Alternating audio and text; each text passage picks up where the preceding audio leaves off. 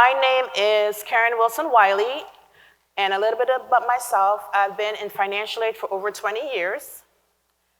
And I've worked at 3 community colleges and 1 university within that time frame. And I love financial aid, and I don't know, people ask me why you're still in financial aid. I'm in financial aid because I want to see students get their college education and not have to be in debt when they're graduated. And as I said, I love it. I've been doing it for 20 years, and it's wonderful. And it keeps me on my toes every single year. So we're gonna get started. I am here in the capacity of HISA, but my current employer is Rowan College of South Jersey. Just to let everyone know, if you have any questions, you can always call me, ask me any questions. It doesn't matter. I'll answer any questions that you have. So we're gonna get started. So this is HISA mission statement. And I'm trying to go through the slide as slowly as I can because it is like 40-something slides and it's a lot of information. If you don't understand something, please ask as we have the slide up. That way we can address it right there and then, okay? Are we good? Are we ready? Excited? Get your notebooks out? All right, here we go.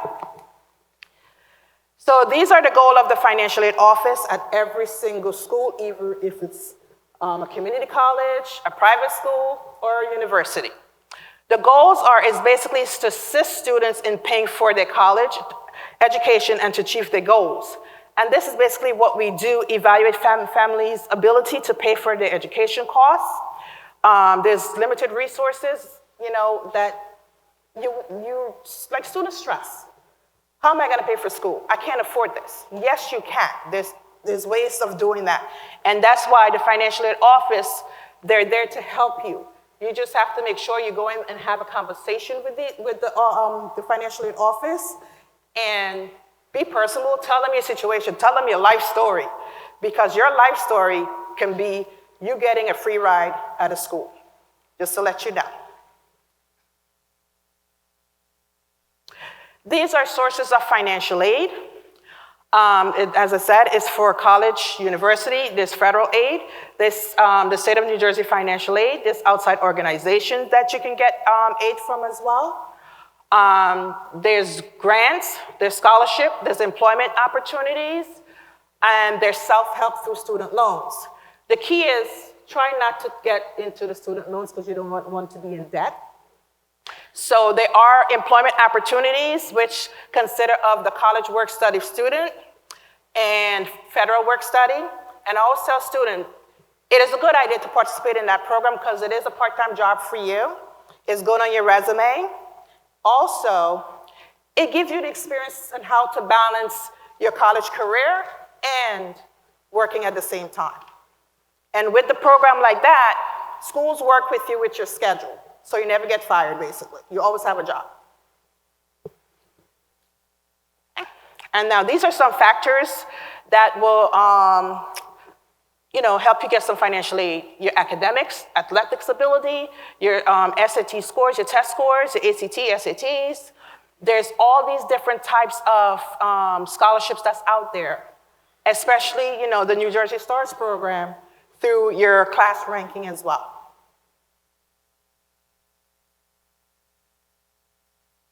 Now, this is a net price calculator. It's on every school website. It helps the students calculate their costs of attendance of attending that school. So if you're not sure and you want to find out what the cost for you to attend a school, you can go on any school website and just plug in the numbers, and then it will calculate your estimated cost for you based on your program of studies.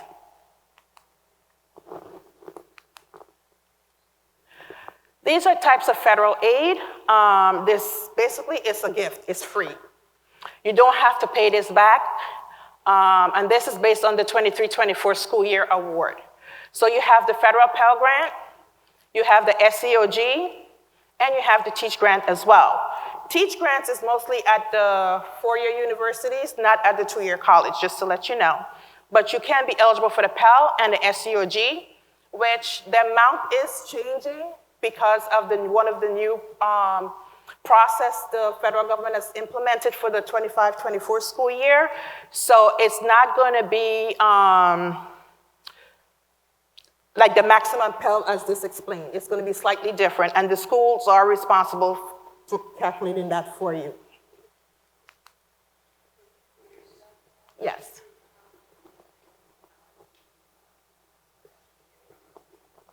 Well, the federal government changed the formula. So where it depends on your household size, that's all taken away out of the formula.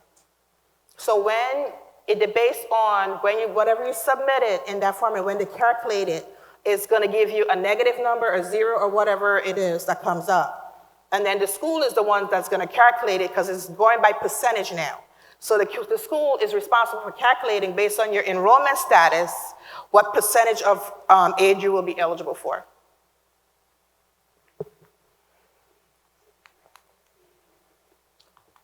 Well, the state has their own calculation based on what grants you're eligible from the state of New Jersey. And I'll go into that when we get to the other types of grants. So these are the state grants. You have the TAG grants. And the good thing is now they have the part-time grant and they have the amounts right there. And this is basically for community college and four-year university as well. So it kind of breaks it down. You have the EOF, Equal Opportunity Funds. You have the NJ STARS program, and that only covers tuition only. So students for the NJ STARS have to graduate in the top 15% of their graduating class. That is determined by their junior ranking and their senior ranking as well. And then you have NJ STARS 2, which is a second level, and that's at the four-year university, and it pays up to $2,500 per semester. And then you have the Governor Urban Scholarship up to $1,000. You have the GUS for women and minorities. That is $2,000 for the year. And then, of course, everyone heard about the Free Community College Grant, which is it's called CCOG. It's the Community College Opportunity Grant. And that kind of breaks down what your eligibility is based on your income as well. Okay, and then you have the Garden State, which is implementing, I think it was this school year they implemented that. So basically, they're giving students that attend four-year university also to get some benefits grant from the state of New Jersey and help them with their costs as well. And then the newer thing that started as well this last summer was summer tags. The tag grant was never available in the summertime for students. It's always the federal grant. So now they're making that available for the summer for students, which is great because if you want to take a summer class, you're able to do so as well. And I think there's 6 credits. You have to be enrolled in at least 6 credits to receive the state financial aid. Hopefully they change it. Okay. So we have grants and scholarship requirements. So student must complete the application. Okay, so you have to make sure that you do complete your FAFSA application or the alternative application for the state of New Jersey. Now, the difference between that is that the federal application, the student must have a social to do the federal application. If the student do not have a social, then they will go to the HISA website and complete the alternative application to be able to get state financial aid to assist with the cost. Okay, so, and the student must be a New Jersey resident for state financial aid, and that is based on the residency of the parents as well. They have to demonstrate needs, and they must submit application by the deadlines. The federal deadlines is different from HISA deadline. Okay, so HISA have it where if you are a returning student, you have until September of that year to get your financial aid application submitting and all that. But it's April 15th. If you receive any financial aid from the state of New Jersey, you must have your FAFSA completed by April 15th. If you do not, you will not get funded for that semester. You gotta wait until the spring semester to be funded. So just keep in mind, I always tell students, hopefully, it goes back to October 1st for the opening of the FAFSA application. Get your application done before February of every year. You will not miss any deadlines. And unfortunately, it's, you're thinking, oh, I just did a FAFSA for this current year, but you're in between two FAFSA school year, because the school year is different from the fiscal year. School year starts from July and ends in June. So when you think you're doing a FAFSA, you're doing a FAFSA for September, January, which is the spring semester, starts in January, and it goes all the way through the summer. That's the FAFSA school year, okay? Just keep that in mind, because you're going to be doing in between FAFSA for 2 years. Okay. And of course, for the tag, for the part-time tag, you have to be from 6 to 11 credits. Summer tag is available, same thing, for 6 to 11 credits as well. You have to make sure that you are seeking a degree program. You cannot be undecided. You have to be in an approved degree program or a certificate program to be eligible for federal aid and also for the state financial aid as well.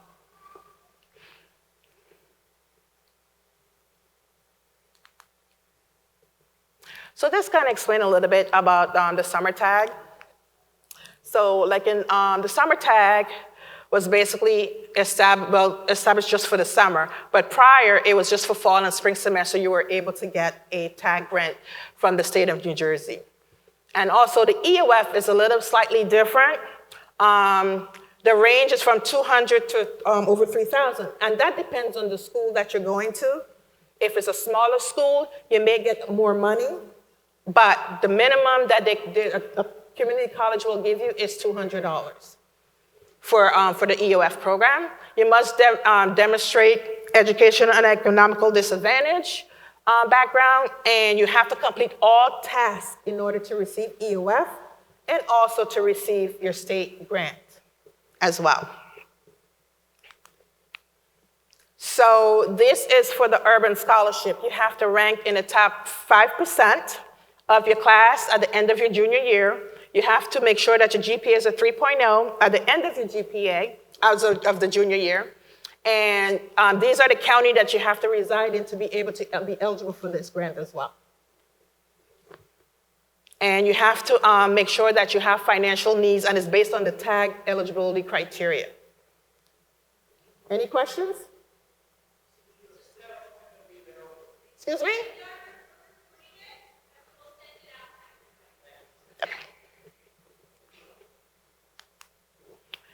Okay, so now we're in the Injury Stars program. As I said, you have to rank in the top 15% of your graduation class, either your junior year or your senior year.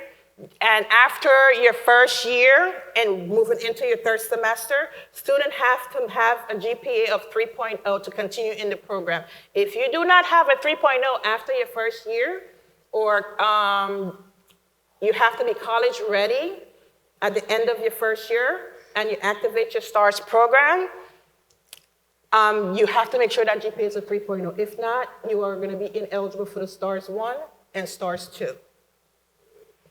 Okay, for STARS 2, as I said, that is the $250,000 is the income limit for that. You must be in an associate or a graduate program based on if you're starting off with a 2-year or you're going to a 4-year. You will receive 25 annually at the 4-year at a public institution, and you always have to be enrolled in 12 credits. Always have to be full-time, 12 plus credits. The only time that you can be under and go part-time, under 12 credits, you have to have some kind of exemption, and all schools have a list of exemptions that you can apply, and they have to approve that before your semester is over. So for example, say, hey, I got sick, I was in a car accident, whatever it is. I can't continue on. You have to make sure you contact who's in charge of the STARS program so you can get an exemption so it won't affect you losing your STARS eligibility. Okay, so this is a new program that the state of New Jersey started. It's for the community college grant for, which one am I? For vocational schools. So if the students say, I'm not going to go to the community college, I'll go to a vocational school, you still have an opportunity on receiving the community college grant from the state of New Jersey. So that's another option for students as well. So this is basically the criteria for that grant. Student must be enrolled in at least one eligible county vocational school course. Student must be eligible for funding within that school year. Already earned a bachelor's degree or associate degree, you're not eligible. Any state financial aid, once you earn an associate degree, you are not eligible for state financial aid, only federal financial aid. Okay? So, and then you have to make sure, as you see, the adjusted gross income, and these are the eligibility for that, and they have the different eligible program that if you're interested in doing that, you can look at that, because you have a lot of technical school that offer culinary arts, but you always get the federal grant for that, but now you can get state financial aid as well. So the key is you want to graduate debt-free. In some cases, you may not be able to, based on your program of studies. However, you want to lower that debt as possible as you can. So these are the types of state grant, and these are the different tiers. This is, I said, the community college grant. The minimum you can register for any state financial aid is 6 credits, and you must be making satisfactory academic progress. Okay? Oops.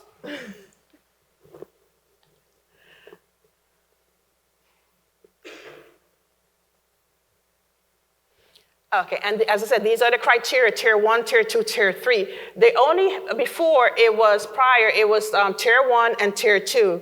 Now they added tier 3, so anyone income that's up to the 100,000, they give them 33% of the maximum award. Now, the way this works, the community college grant is a last dollar grant. Keep that in mind, last dollar, which means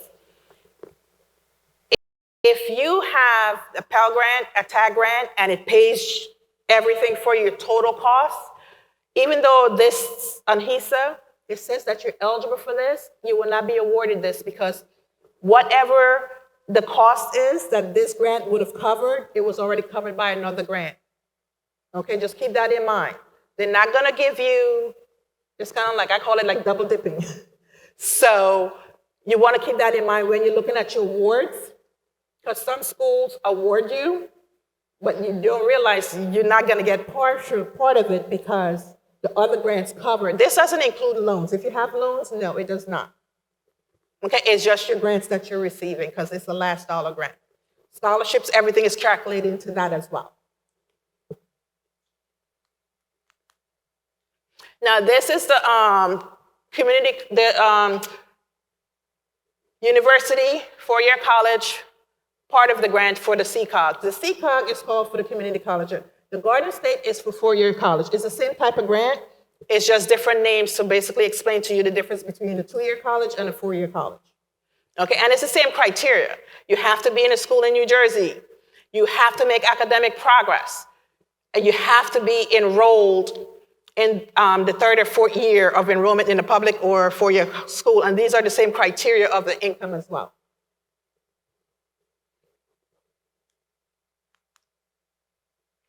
Now, I'm sure everybody heard about the 3+1 program?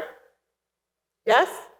Now, the 3+1 program is students coming out of high school, going to a community college where they do 3 years of school at the community college, and then they transfer to the 4 years to finalize to get their bachelor's degree in that 1 year, which is basically you're saving money if you look at it, because you're not going to be paying the cost of attending a four-year college within that second year.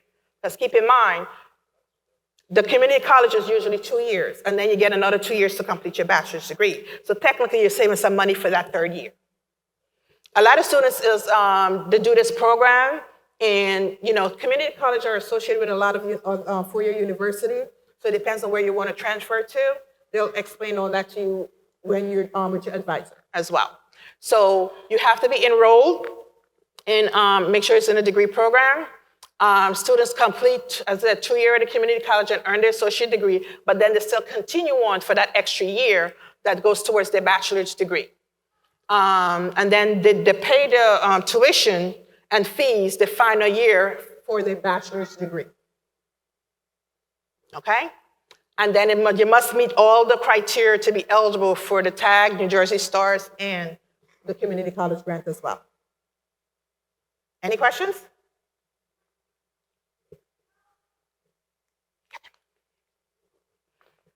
Okay, now these are some self-help loans to fill in a gap for your shortfalls in your tuition and costs.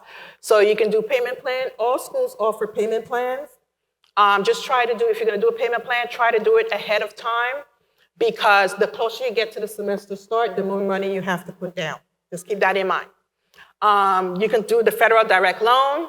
For a dependent student, it is $5,500 for the school year.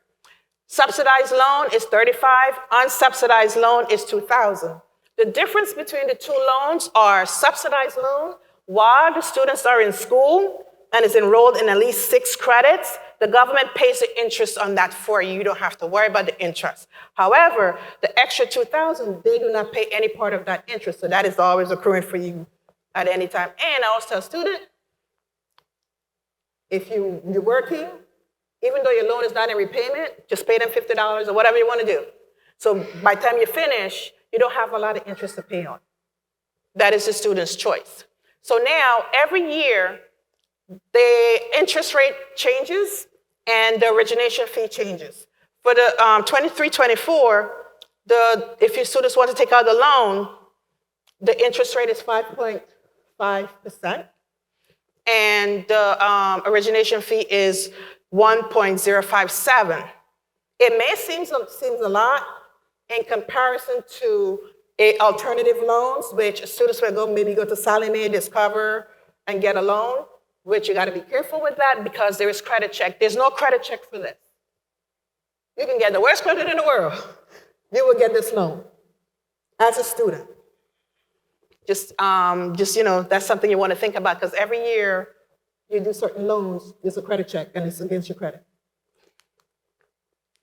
So these are the end of your class loans, and it kind of explains the difference between the options that you have, the terms. You have the different interest rate compared to the federal Parent Plus loan, because it depends on the school you're going to, you might have additional costs. So as a student or a parent, you might have to take out extra funding, and that is, the Parent Plus loan is the parent taking out the loan on their student behalf.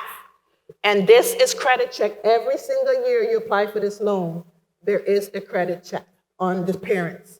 Okay, and this loan is the parents is responsible for that.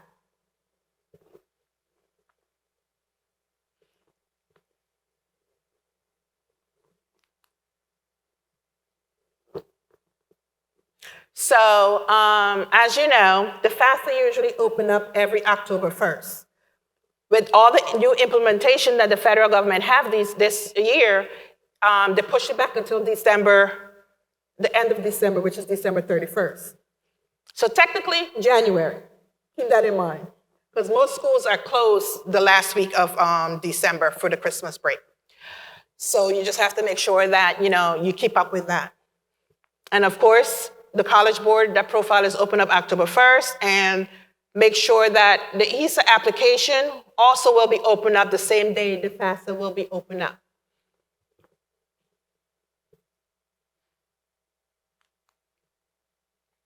So this is basically, and I know a lot of students already completed this as well, the CSSS profile, and a lot of school uses this to do recruitment, some cost of that, and this is how students, schools pre-package the students' financial aid as well.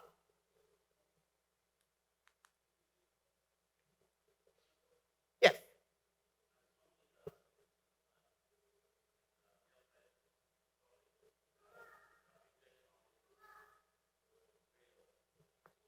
Okay, question. Your son, junior or senior? So your application, you did it for this school year, which he's not going to be eligible for financial aid because he has not completed high school as of yet. So the application that you need to do is the 24-25, which starts September, September of 2024, okay? So you have to redo all that because you did it to go to school this school year. which you haven't graduated high school yet. So that's what I'm saying. You have to be very careful because right now it's in between two different school years. So the application for this year is for students who already graduated past summer. Yes. So you did the FAFSA application or the college application? Oh, that's fine. That is fine. Yeah. Because they will receive your profile and all that, and they will send you a whole lot of recruitment paperwork, a lot of advertisement. Yep. The FAFSA, you're going to do that in January. Excuse me? She won't be able to do that. You will be doing the 25, 26 FAFSA, because she. But this is just for information for you. That's fine. That's fine. That's fine. You're fine. Yeah. So this is basically FAFSA. And keep in mind, FAFSA stands for Free Application for Federal Student Aid. I've come across a lot of students that go and pay other organizations $85 or $100-something to do an application that is free. So when you go to a website, if it doesn't say free, do not do it, because don't pay money for something that's free. And to get to the website is the studentaid.gov website. Okay? Not .com, .org, .gov, because there's multiple websites out there that they have third party that helps students do the FAFSA at a cost. Okay? So as I said, it's going to be open up December 31st.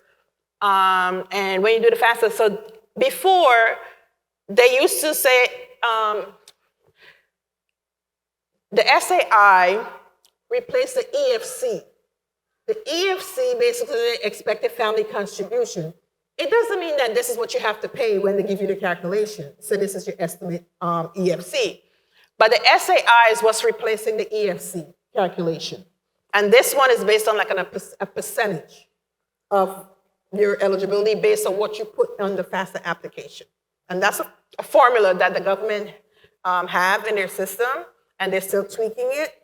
So it may change as we, in the process of processing, schools are in the process of processing the financial aid applications. And now it's called prior year, which confuses me as well. That's okay, it took me a while to comprehend that. So, because before you would use the prior year, the one prior year taxes to do your FAFSA. Now you have to go back 2 years. Keep that in mind, 2 years. So for this current school year, the 23-24, it's 2021 taxes. For the 24-25, it's your 2022 federal tax return. Keep that in mind. And note to yourself, please go to the IRS website and get a copy of your tax return transcript. Not the 1040 from who prepare your taxes, the actual filing from the IRS, because school may require for you to submit that information to them. At least you will have it on hand and don't have to, do that, because you do have to create an account with the IRS to get that information. Now, the other thing is the change where it says parent 1, parent 2 on the FAFSA application. This is where it gets exciting. So now, everyone is called contributors to the FAFSA. The student is a contributor, the spouse is one, step parent, adoptive parent, they're all considered that, a contributor to the FAFSA. And the reason why they did that is that they changed where you can log in and go to the IRS website and transfer your taxes over. Now they would automatically request that information when you give consent on the FAFSA. It's called the FIT, Federal Tax Information. So that's one of the second process that's changed on the FAFSA as well.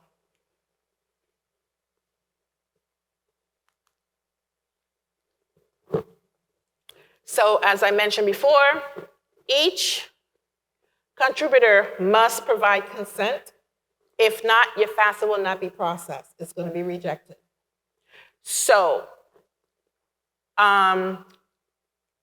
And each contributor have to have an FSA ID and password. So, note to self again, when you're doing the FAFSA, sit down with your student and both of you do the FAFSA at the same time. Because the student has to put in the parent's social, their date of birth, their address, their email into the FAFSA application. Okay, so that's one of the new process. So please make sure that you're doing it together. This whole step, do it together. And make sure both parents are there. Because if you are married, file a joint tax return, both parents have to create an FSA ID and give consent to have that income information transferred over. Prior, it was only one parent who was responsible to do that. Now they change all that. So that's one of the new things. So who is considered a contributor? Biological parents, step-parents, adoptive parents, and spouse as well is included in that process. Because before, when you were doing the FAFSA application, as a married, independent student, it's just you put your information on the FAFSA and you put in the taxes that you're married, you do joint tax return, however that situation is. Now, you have to put your spouse's social, date of birth, email, address, everything on there too as well. If you're not sure, schools offer financial aid workshops. It can be an information session, or it can do a workshop physically helping you complete the FAFSA application as well.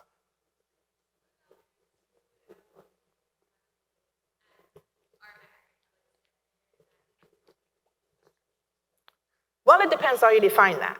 So you will have a household where parents are separated or divorced, living in their own separate household. The way it's kind of, how do I explain this? It's the person that provides the most, who contribute more to the family. So even though the student parents are divorced or separated, it's the person that pays more towards their support.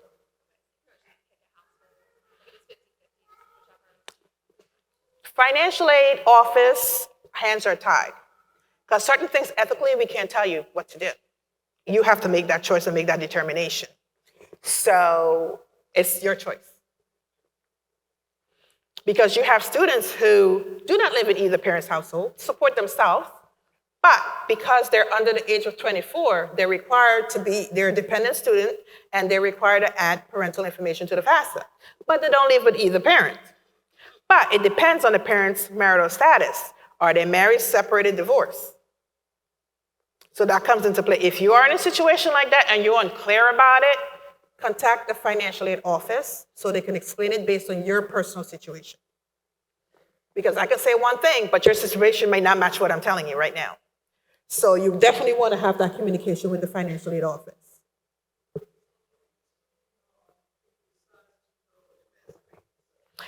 New Jersey is one of the states that does not recognize emancipation for financial aid. Unfortunately, New Jersey is one of the states that does not. So the parents is obligated for financial aid purpose to be on the FAFSA application for the student. Also, another note to that is that, some students, life happens, don't know what's going on in their personal life, stuff going on. Refuse to assist their student because you turn 18, you're an adult, you got to do X, Y, and Z. Not when it comes to financial aid. It's until you turn 24. That's when you consider independent from your parents for financial assistance, basically. You still use that parent's information, which means the student in that situation will only be eligible for federal financial aid, not state financial aid. Because to be eligible for state financial aid, you have to live in the state of New Jersey for at least 1 year. So if your parents is living out of state, you can do a FAFSA, but you're only going to be eligible for federal financial aid. Yes.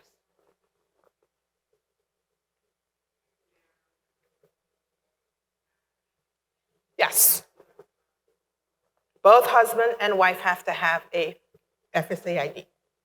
So keep in mind, they are parents that's divorced, living in a separate household. So who's provide the most support to the student has to be on the FAFSA. So parent A not remarried, parent B, not remarried, okay? Then the students choose who they think is providing more, and that's the parents they use on the FAFSA. Now, same kind of scenario. Yes?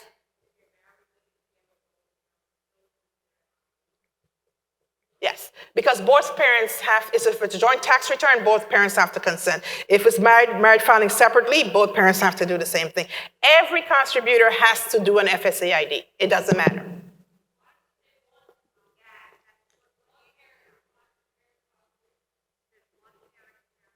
Because it depends on who's signing off on the FAFSA. It depends. And this is where a lot of schools is still trying to figure out what is the federal definition of that. Because they want everybody to do the FSA ID because you don't know which parent is going to be the signer on the FAFSA. Because parent one is not remarried, have their income. However, parent two is remarried, have a step parent, have children, makes more money than parent one.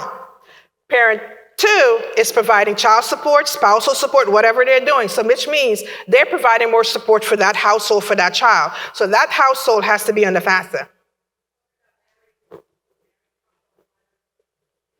Correct. But that's what I'm saying. That's what I'm saying. Who is going to be the signer? You can be married filing jointly, yes, but a lot of students they file jointly, but they don't live in the same household. What if they live in the same household? You can't do that, but keep in mind, the federal government might reject it. Because remember, your tax return has two names on it. Okay? So they want both parents to consent for having their taxes information implemented into the FAFSA application. Not just one. Both have to give consent. And that's the safest way to do it.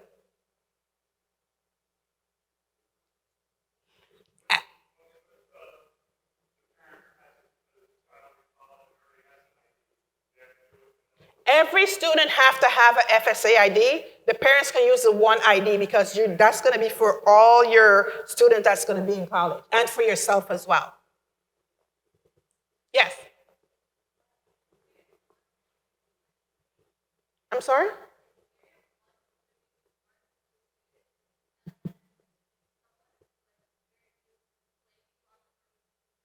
It doesn't matter. It has nothing to do who claims you. It's who provided more support. That's the thing. Because you have parents with divorce who by the divorce decree. 1 year you claim the child, the next year the other parent claim the child. They flip-flop. So it depends on that criteria as well. Who makes the most money? Who does what?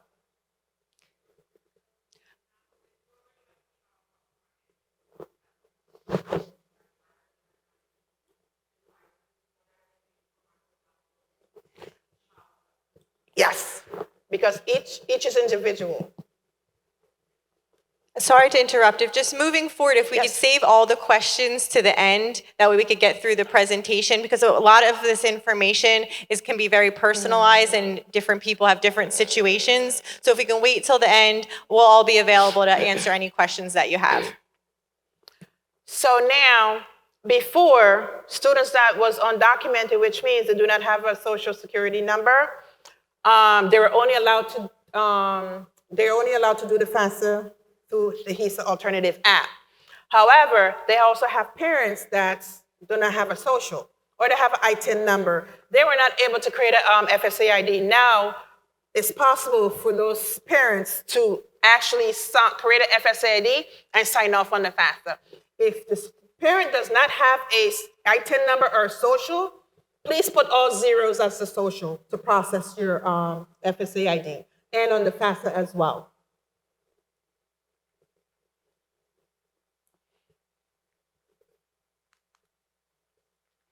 And this is basically the tax information, federal tax information, how the process works. You have to give consent. If you do not give consent, it will not get processed. So if you are married or unmarried, living together, didn't file taxes jointly, you have to give consent. The bottom line, just give consent. Because if you don't give consent, your FAFSA will be rejected and deleted after 45 days. And then you have to start all over again. So students have to make sure, and parents, please make sure that you have an email, so that way when this information is sent to you, you have access to get it done within 45 days. If not, it's deleted and you got to start everything all over again.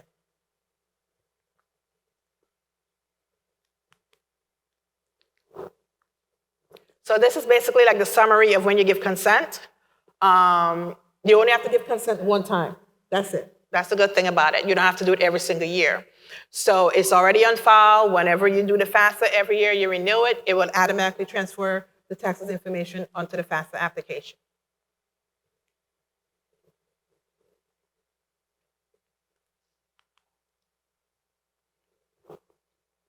So this is basically the requirement to complete a FAFSA. You must have a valid social, and this is for the federal financial aid application. The student must have a valid social security number, must be enrolled in an acceptable and approved program, which means a certificate program or a degree program.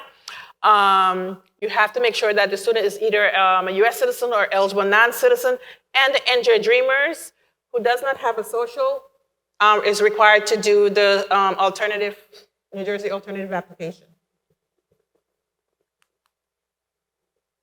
So basically, this is the components for the FAFSA application. All contributors as a student, name, social ITIN number, date of birth, phone number is optional, but it's always good to do that. Email and your career plan, whatever you're trying to do, and come to school for. Student, the consent, you have to make sure you give consent to have that your taxes information transferred over. And now they have, like, students have special circumstance. Schools call it professional judgment based on your circumstance. Your parents may be deceased. You may be a ward of the court, anything like that. There's a question in the FAFSA, you answer that, and then the school will reach out to you and say, hey, we need X, Y, and Z. And then the parents as a contributors, also you need the social, the last name, and you will need the date of birth and the email address in order to get that information as well. So you need the household size, parents' income and asset as well, income earned from work. You have the federal means, if you're receiving any social services assistance, that has to be in a FAFSA. And the good thing is, before, you were able to list at least 10 schools on the FAFSA. Now they up it to 20 schools you can list on the FAFSA application. And this is basically the submission summary. When the students completed it, it's submitted to the federal government. And once they submit all this information also goes to the parents. So the parents can go in and complete their part of the FAFSA as well. And once everything is finalized, it usually takes like 3 to 5 business days for everything to be processed. Once the federal application is processed, that gets sent down to the state of New Jersey. The state of New Jersey will process your application for state financial aid and also notify you. So just keep in mind, when you see NJ FAMS or HISA in your email, it's not spam. It's in reference to state financial aid. So now, when you do the FAFSA, it's state and they have federal and state verification. This process is it's not like you did something wrong on the FAFSA. It's just a random selection to select students to go through this process, which you're going to have to submit documentation to the schools, including your tax return transcript and a few other documents based on the school that you have to fill out that say, hey, we need to do this before we can tell you what you're eligible for and package your financial aid. So just make sure you keep an eye out on that, and make sure that whatever school you decide to go to, make sure you have access to your student email. All communication from schools go to the student email. A lot of schools do not use personal email. It has to go to the school student email because it's more secure. Just keep that in mind. And you always have to check your account to make sure, because the state will send you for verification and the federal as well. So you might be submitting double documents, but to different places. One will go to the federal and one will go to the state. And these are for NJ Dreamers, for the fall of 24, spring of 25, you need to go to, and all the state financial, and not just the NJ Dreamers, the NJ FAMS account, students have to go to the NJ FAMS at HISA website and create another login besides the federal login to see what they're eligible for state financial aid, and you will get that in an email from the state of New Jersey once you receive that as well. So you have to create your account and apply for the NJ Dreamers, which is through the state website as well.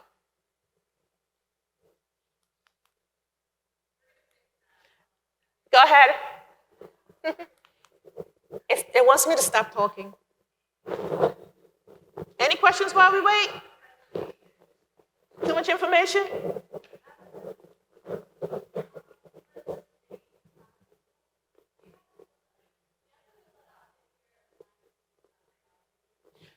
You are not eligible for state financial aid if you apply for school out of state of New Jersey. You will get an email saying you are ineligible because you did not select a New Jersey school. So this is basically the HISA main website, and you have to log into the NJFAMS account once you created your FSA ID. And also, student, I'm old school, pen and paper. I got a notebook, I write everything down, because if you lose your cell phone, the database went down where you're storing it at, you have nothing. Because it's very tedious to reset a password, and you have to call. So you want to make sure whatever you have on your phone, just put it on a piece of paper, so that way you have it as a backup. So this is for the alternative application for the state of New Jersey. Once you create your account, you log into your NJFAMS account, and it's the second option to complete the alternative application.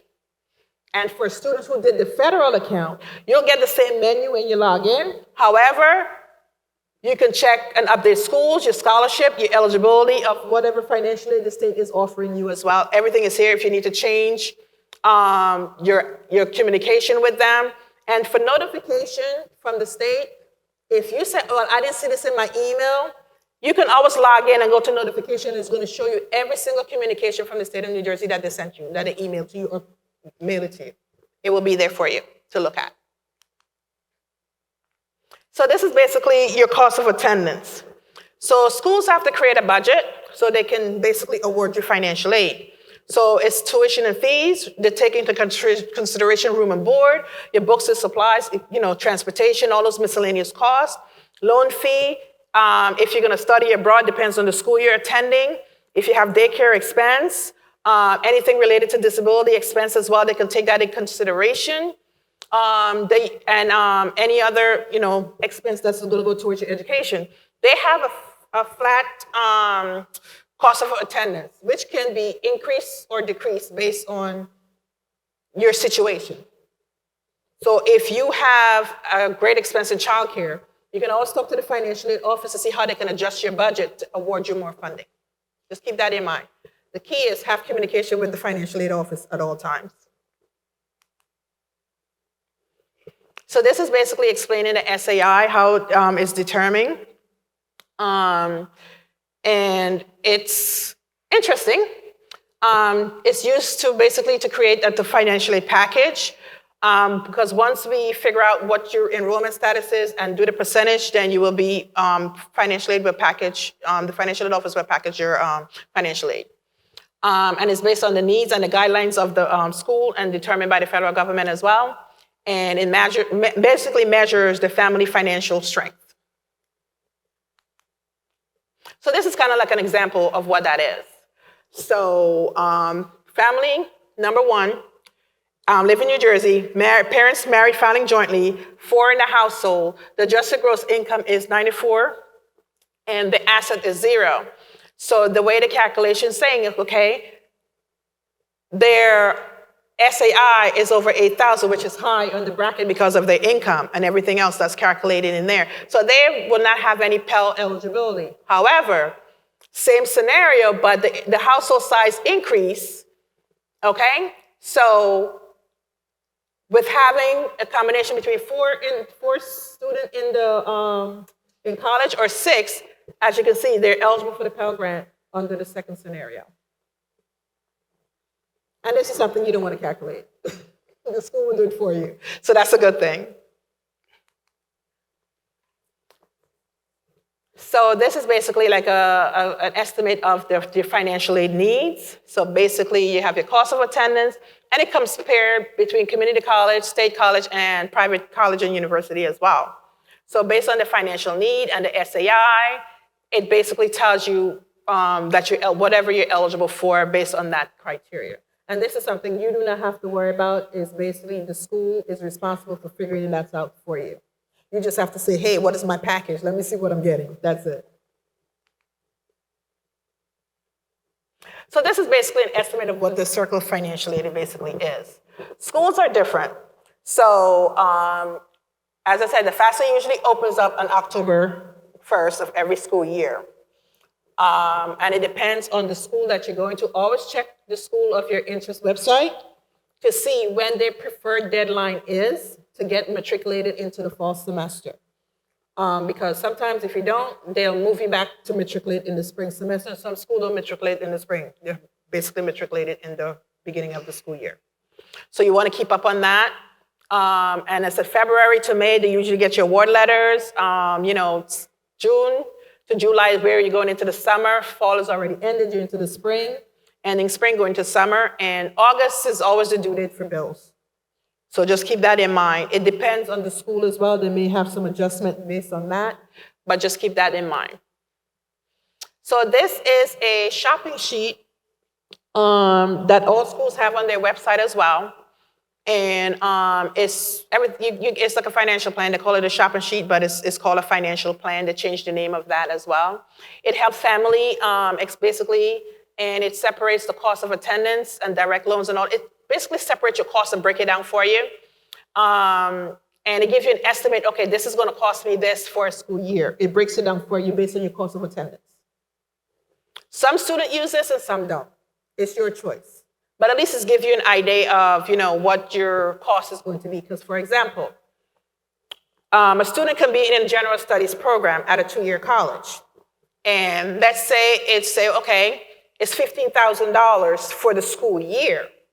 That doesn't mean that's how much it's going to cost you to go to that school for the year. That is just your budget that's created. So that way, every aid, every loans, every scholarship that's being awarded to that student is being subtracted from that amount. And that means schools cannot award you above that amount. They can adjust it based on your program if you need to increase it, but we cannot pass that budget. We cannot pass that at all. So you have to basically, say, hey, I know this is my cost of attendance. I'm having aid and all this other stuff on there, but which is fine. If you have remaining funding basically from that $15,000 or whatever, that means if you get another funding coming in, outside scholarship, or hey, you get more awards, we're allowed to award you that funding. Just keep that in mind. Okay, so we kind of went over that a little bit. And that's for the tag renewal, it's April 15th. As I mentioned before, April 15th is your deadline to renew your FAFSA application if you receive tag prior. All applicants is September 15. For fall, you have to get everything done by February 15th. February 15th was for spring-only students. So it depends on if the student is starting from the beginning of the school year or mid-school year. So you cannot miss the deadline. This is one thing, do not miss this deadline because you don't want to lose out on getting funding at all. So if you keep in mind, say, hey, February, March, I need to get my FAFSA done. Put it in your phone, let it repeat every year. Make sure you have your FAFSA done, and then you don't have to worry about any other deadlines unless you get selected for verification. Then they'll let you know, hey, you have 30 days or 45 days to submit whatever documentation I'm requiring from you. And these are outside resources as well to help students fund their education. There's outside scholarships, there's campus-based scholarship as well. There's different payment plans at different schools. The employment, college work study, employment. Students can't use those fundings to pay for their costs. That is money given to schools for employment, to pay the student workers. And that's all it's for, is to pay the student workers. Okay, so there's other options you have there as well. There's private scholarship. There's a lot of websites you can go and apply for scholarship. Just be careful where you're putting your personal information. But these are the most recent ones that most schools, students is using as well. And most schools have it on a link on their website for this as well. If you are part of an organization, churches, whatever business, that say, hey, I'm going to school. Can you start a scholarship fund for me? It could be anything. It could be $500 to help you pay for your books. And now they also have the NJ Best saving plans as well that students do have. And it's a great way as well to help pay for your costs for school.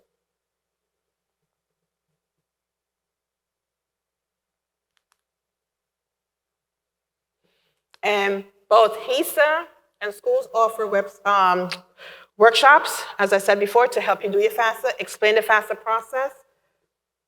You just have to let them know what type of presentation you might be interested in, if they have it. And they have some videos as well, YouTube videos that explains the process too as well. And HESA do have publication. If you go to their website, you can click on students, parents or guardian. And it has the pamphlets that you guys got as well. You can get all of this from the state of New Jersey. They will mail it to you free of cost. If you want more in-depth information about the program or the state financial aid and all that, you can get it from their website. And this is HESA's contact information and their webpage as well, based on what you're interested in doing, the customer service and the email for the customer care, and that's their hours of operation. And that's it, everyone.